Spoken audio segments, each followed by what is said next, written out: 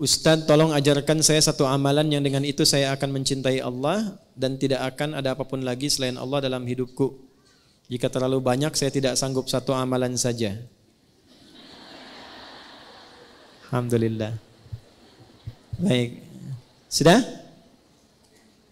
Sudah, langsung jawabannya dari Quran saja. Di Quran surah kedua Al-Baqarah ayat 222. Sudah? Quran surah kedua ayatnya 222. Di ujungnya, innallaha yuhibbut tawwabina wa yuhibbul mutatahhirin. Allah akan sangat mencintai orang-orang yang senang tobat dan senang menjaga diri dari maksiat. Maka kalau Anda tanya amalannya apa? Singkat saja, rajin istighfar. Sudah? Rajin apa? Istighfar dan menghindarkan diri dari maksiat. Itu jawaban Quran langsung supaya mendapatkan cinta Allah. Kalau mau latihan istighfar yang enak, lakukan sebelum subuh. 5-10 menit sebelum subuh. Itu ada di Al-Quran surah ke-15 ayat 18. Ada orang-orang yang rutin istighfar sebelum subuh tiba. Nama waktunya sahar. Wabil asharihum yastaghfirun. Astaghfirullahalazim. Astaghfirullahalazim. Astaghfirullahalazim alladzi la ilaha illa huwal hayyul qayyum wa atubu ilaih. Latihan istighfar sampai cirinya begini, cirinya istighfar itu bisa refleks keluar di lisan kita dalam setiap keadaan. Nanti tiba-tiba mau minum bisa istighfar, mau makan bisa istighfar. Kalau sudah lekat dengan itu, tanpa terasa akan ada penjagaan Allah kepada kita dari perbuatan maksiat. Mata nggak mau lihat kecuali yang baik, lisan nggak mau bicara kecuali yang baik, kaki nggak mau diajak jalan bu kecuali pada tempat yang baik. Nah, ketika sudah tercipta kondisi itu tandanya Allah sedang mencintai kita. Karena ciri pertama ketika Allah mencintai seorang hamba adalah menutup semua dosanya dan menjaga dia dari perbuatan maksiat. Itu ada di Quran surah ketiga Ali Imran di ayat 31. Ketika seseorang sudah mendapatkan cinta Allah, maka diberikan tandanya bukan pada harta, bukan pada kedudukan. Jadi kalau ibu misalnya semakin kaya, suami semakin tinggi kedudukan, jangan disimpulkan bahwa itu tanda cinta Allah, jangan. Ya, kalau dalam saat yang sama belum mampu menjaga diri dari perbuatan maksiat. Tanda cinta yang Allah berikan yang pertama pada seorang hamba adalah menghapuskan dosanya dan menjaga hamba itu dari perbuatan maksiat. Qul in kuntum tuhibbunallaha fattabi'uni yuhibbukumullah. Allah akan cintai seorang hamba. Kapan dicintai itu?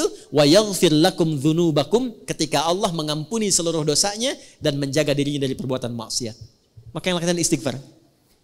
Sampai merasakan kenikmatan istighfar itu. Saya berikan rahasia yang ketiga ya, dan ini mungkin yang terakhir rahasianya.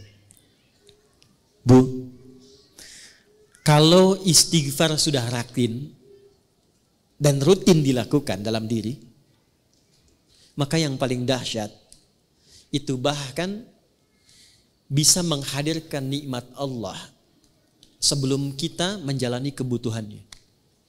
Bahasa gampangnya begini, bahkan perkara rizki pun sebelum butuh Allah sudah siapkan. Sampai ke titik itu. Ya, sampai ke titik itu. Makanya dulu banyak orang-orang yang kalau ingin menarik perhatian Allah, dia banyak istighfar. Atau punya hajat itu, ya sesuatu yang bahkan penting, itu istighfar. Saya pernah cerita nggak di sini kisah tukang roti dengan Imam Ahmad tuh? Pernah nggak? Kan? Ada seorang tukang roti itu rajin istighfar. Istighfar. Satu kali Imam Ahmad itu nggak tahu kenapa pengen jalan. Imam Ahmad bin Hanbal yang hafal 1 juta hadis.